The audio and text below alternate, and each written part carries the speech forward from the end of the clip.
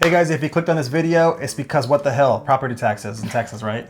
Yeah, and that's a number that you have to keep in mind and add it to your mortgage. So that's so important. We're going to talk about why, who, what we can do, discounts, where we lose, how we fight, all the fun things. But first, if this is your first time in our channel and you would like to know everything about Houston, Texas, then subscribe below, tap that bell for notifications so you're not gonna miss anything. We get calls every day from people just like you, and whether you're like to move or buy in Texas in the next 9 days or 9 months, we want to make your move to Houston as smooth as possible and your property taxes as low as possible. So all of our information, our contact info is down below. Please give us a call, shoot us a text, send us an email to get started today. Yeah.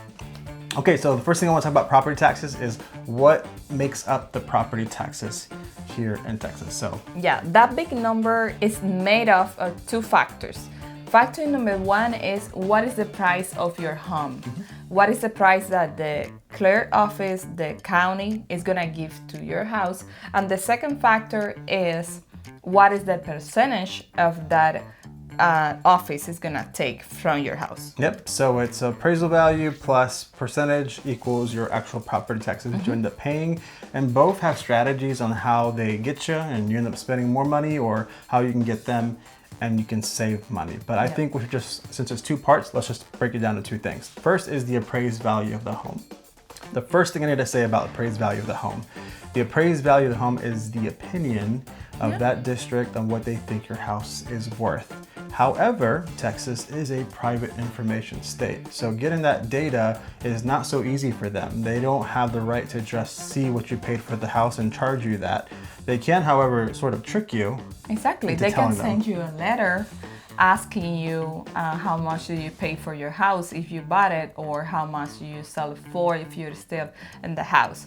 But you don't have to disclose how much you paid or for how much you sell it for. For the most part, you're better off having them guess, because they're usually guessing based off of last year, and usually they've been guessing low for a long time. So you end up paying property taxes. This isn't everywhere, but in a lot of situations, you can pay your property taxes are lower than what your actual house is worth, and which means your payments are a lot less and you win that situation. All the same though, it's their opinion of what you think your house is worth. Exactly. Nobody goes to your house to see it. Not the actual appraisal. So not the actual appraisal from your mortgage.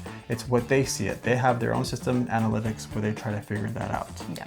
They don't actually go to see your house. So the best thing they can do is go to the computer and try to guess that number. Yep, and they're usually guessing that number in mass quantities. They're like, oh, these houses are like this, so we'll do it like this.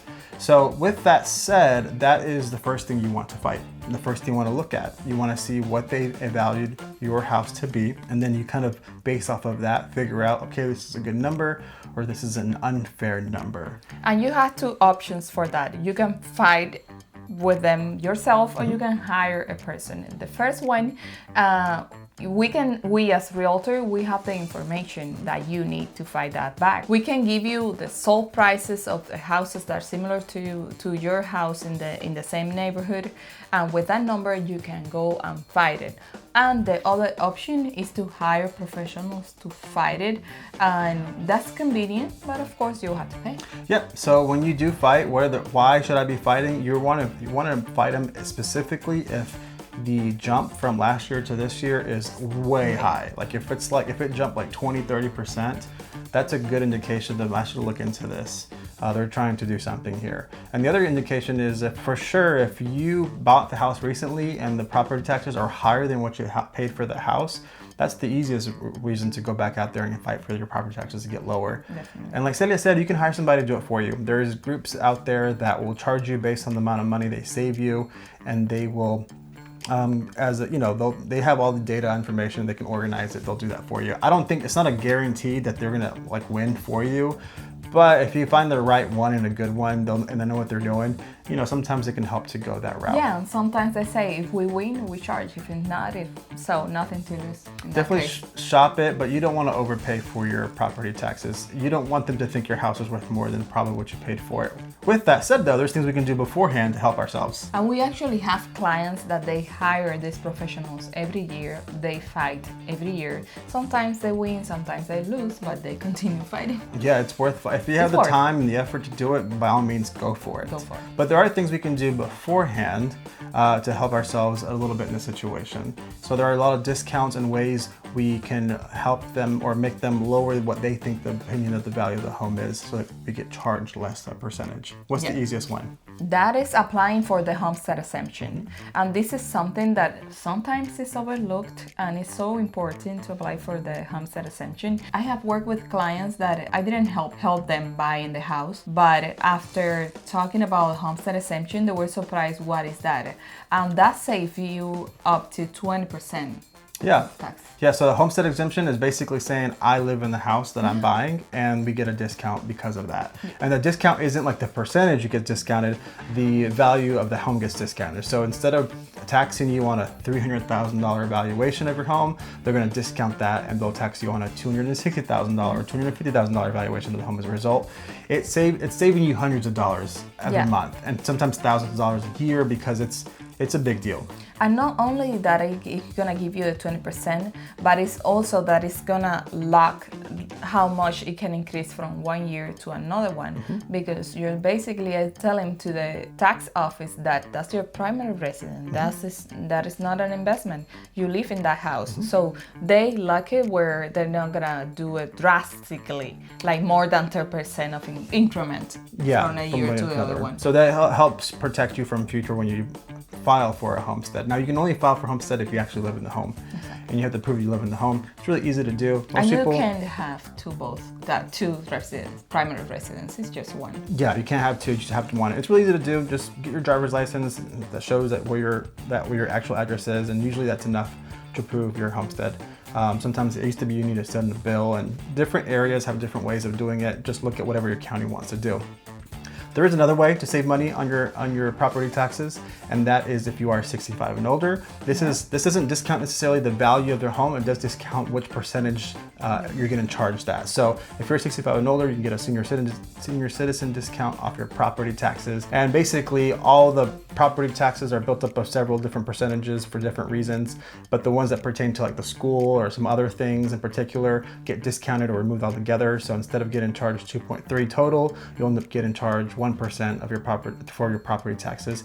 That's a big way for somebody, especially if you're older, to save money, especially if it's your forever home. Also, if you are a disabled veteran, you will also get a discount depending on, like, in some cases you can get up to 100% of discounted tax. Yep. So if you're a veteran, and you're a disabled veteran, there's different percentages that you get ranked, and if you are 100% a disabled veteran, you should get 100% discounted property taxes, and that's a huge help. Yeah. Especially when you already get a really good loan with the VA loan, where everything's pretty much included.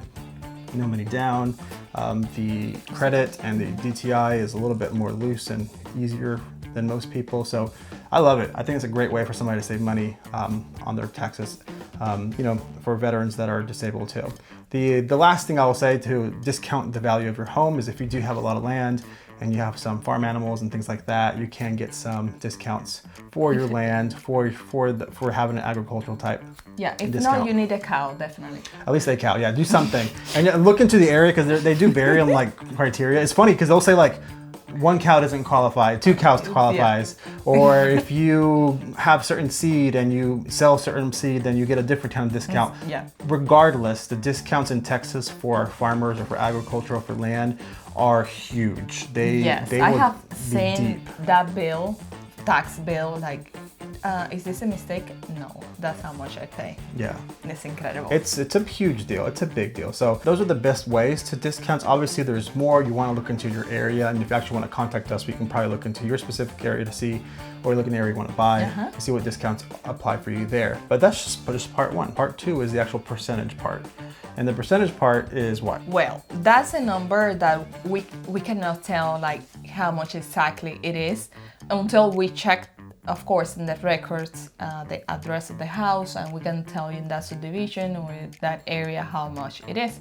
But it can vary, that number varies depending on the location, basically. Yeah, so the percentage that actually gets charged varies from county to county, from area district to district. And we don't know exactly what you're getting because we have to look it up.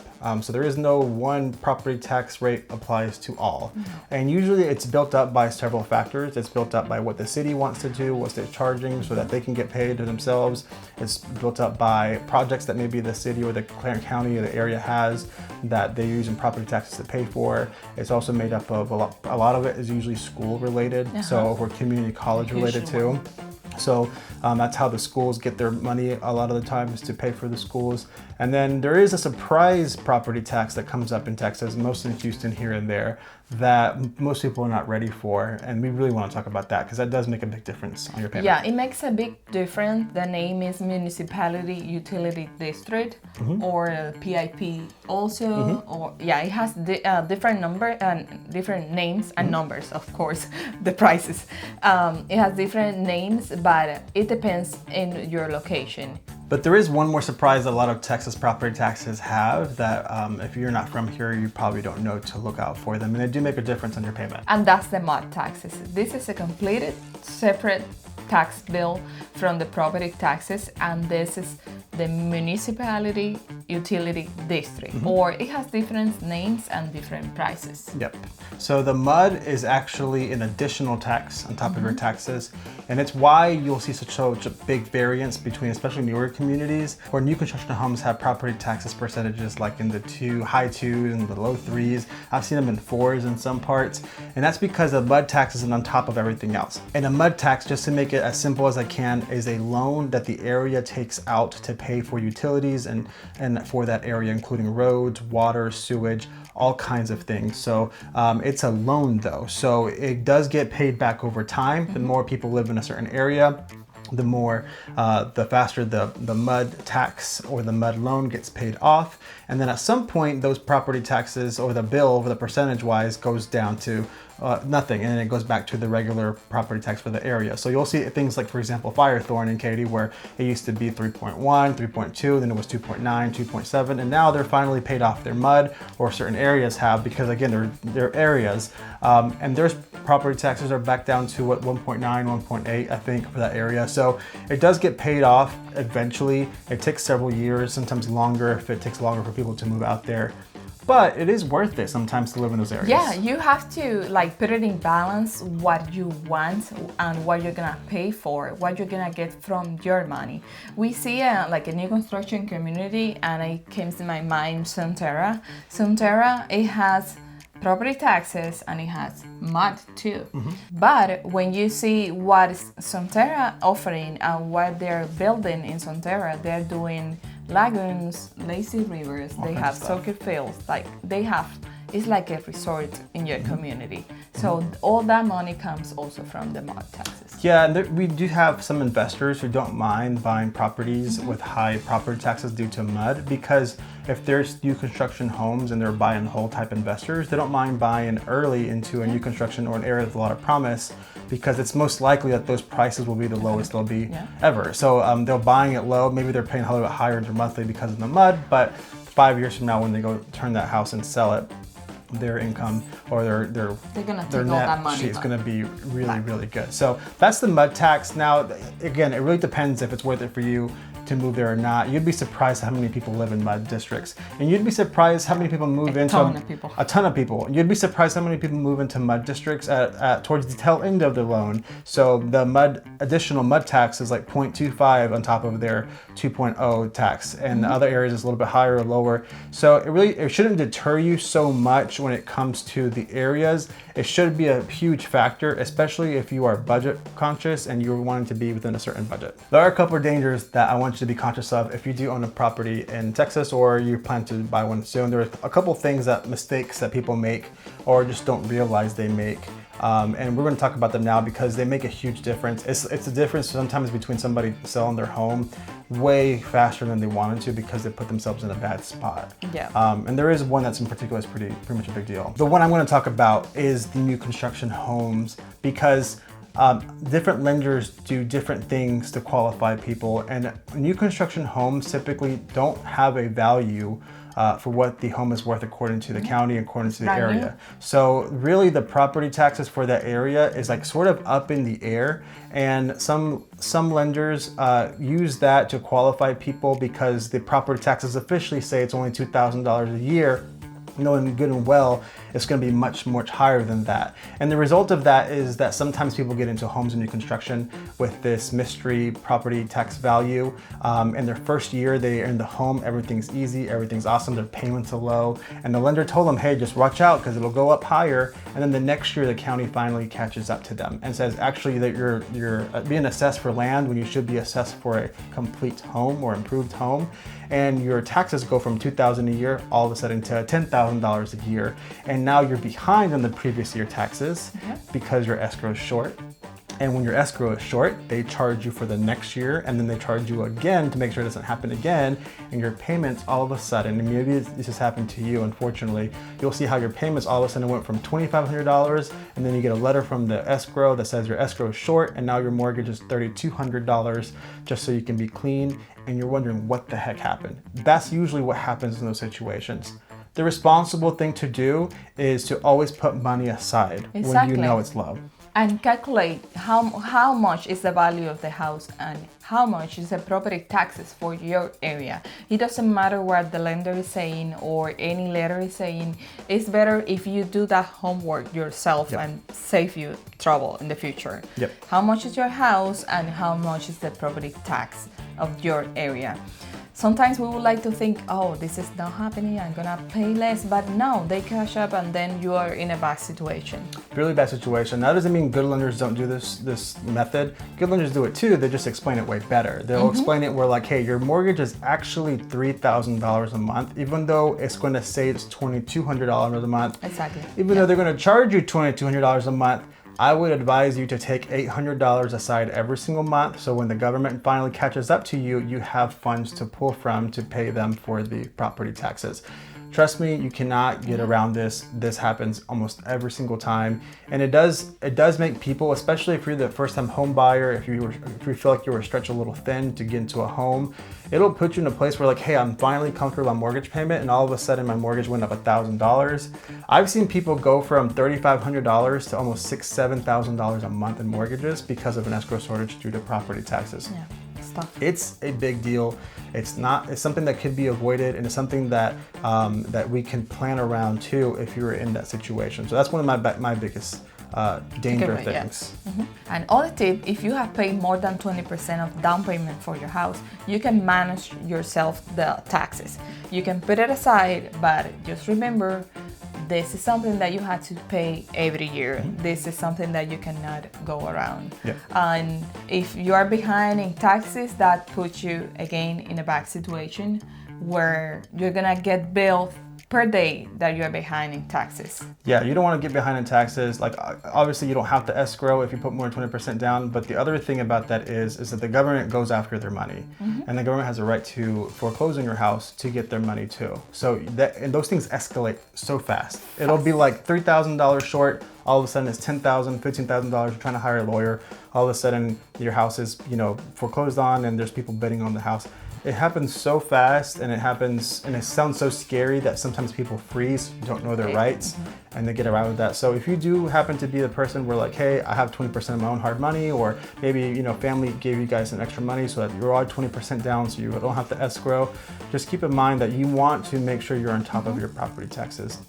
It's a big deal to not pay your property taxes, especially in Texas. Yeah, and if by any chance, if you're watching this video and you are in that situation, don't hesitate to contact us. Yeah, give us a call or a text or email. We have dealt with the situations with other people in the past, and so there are solutions or at least ways to go about it that at least maybe give you a chance to recover your home or find another way out. Sometimes if it's a little too late and you have to sell your house just to do it before foreclosure, sometimes that's the better thing to do. So there's a lot of solutions out there. We would rather just have that conversation with you and see what's going on. At the end of the day, like I think in Texas, if I'm being really honest, like especially in Houston, nobody should ever have to sell their home or get their house get foreclosed on, because the market does well enough that at the very least, if it's just not for you anymore, you can at least sell the house. You shouldn't have to let it go to foreclosure. So I know it's a little bit of a side note, but those are real life situations, and they don't pertain to a certain price point or clientele. I've seen this happen to $1 million homes. And I've seen this happen to first-time home buyers at a $200,000, $300,000 price point. It really applies to all that. You want to be conscious of that. Now, it sounds super scary and super complicated, but it doesn't have to be. A good lender will escrow your account regardless. Yeah. And then you just know that your property taxes are getting taken out of your escrow account every single month, and it pays for it. And if there is a shortage because maybe they guessed wrong, your escrow account was a little short because they thought you were going to get valued on 300, but you actually got taxed on 330,000. They'll send you letters. You'll know ahead of time. You'll actually know probably about December time, January time from the county, so that you have enough time to dispute your taxes, get them down, and if you can't get them down, see what you can do to make that right. So those are the dangers of property taxes. I know it sounds kind of complicated. I do want to end with this last speech about property taxes, because it sucks and people don't like it. It's why they exist. So Texas does not have state income tax. So you can make as much money as you want. We're not going to tax your income, but we do tax your property, and that is how the state, funds itself and kind of makes its money that they can use, so they can do whatever they want with it, however they want to do it. So, but that's how they make their money. Other states do both. They have property taxes and income taxes, and everybody has their own way to do it. Texas, that is the appeal of Texas, is that you can make as much money as you want. You do get taxed, but it's usually on your property taxes. So, or any kind of boats and stuff you have. That makes it more manageable. That puts people in control of their money. And while maybe you don't like that you're paying a lot of property taxes, you are mostly in control of that as opposed to not. So you feel free to get a raise every year. Feel free to go out and double your hustle, make more money, because at the end of the day, they're only going to tax you on your property in that situation. So that's why there's a feature benefit to that, and I think that's why it exists. So it is something we work around. I will say that it sounds expensive and it makes it crazy, and and the benefit is, I think, for overall, our houses in Houston are priced pretty fair and pretty low compared to other major cities. So there is checks and balances, and I think there's a reason why a lot of people don't mind paying taxes. They're deductible.